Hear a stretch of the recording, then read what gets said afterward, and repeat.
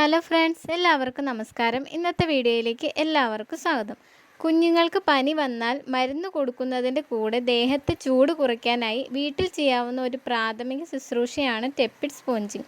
കുഞ്ഞിൻ്റെ ശരീരം തുടച്ചു കൊടുക്കുന്ന രീതിയാണ് ഇത്.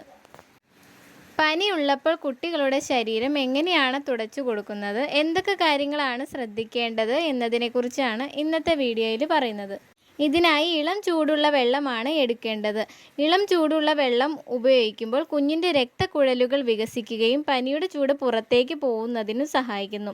അങ്ങനെ ബോഡി ടെമ്പറേച്ചർ കുറയ്ക്കുന്നു.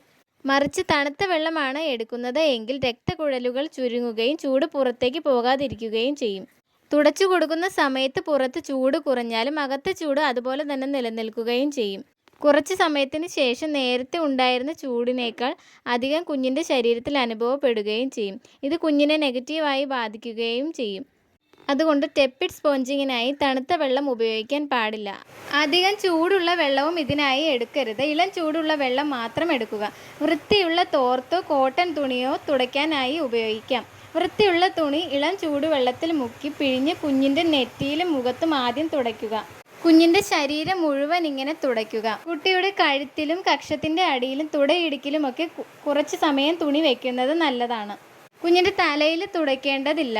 ഒത്തിരി സമയം എടുക്കാതെ 2-3 മിനിറ്റിനുള്ളിൽ കുഞ്ഞിൻ്റെ ശരീരം തുടച്ചെടുക്കണം. 3 മാസമൊക്കെ കഴിഞ്ഞ കുട്ടികൾക്ക് ടെപ്പിഡ് സ്പോഞ്ചിങ് ചെയ്തു കൊടുക്കാവുന്നതാണ്.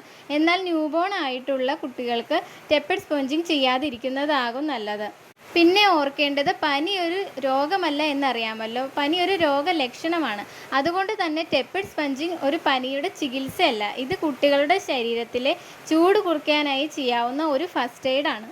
അതുകൊണ്ട് തന്നെ കുട്ടിക്ക് പനി വന്നാൽ നിർബന്ധമായും ഒരു ഡോക്ടറെ കാണിക്കുകയും ശരീരത്തിലെ ചൂട് കുറയ്ക്കാനായി ടെപ്പിഡ് സ്പോഞ്ചിങ് ചെയ്യാവുന്നതുമാണ്.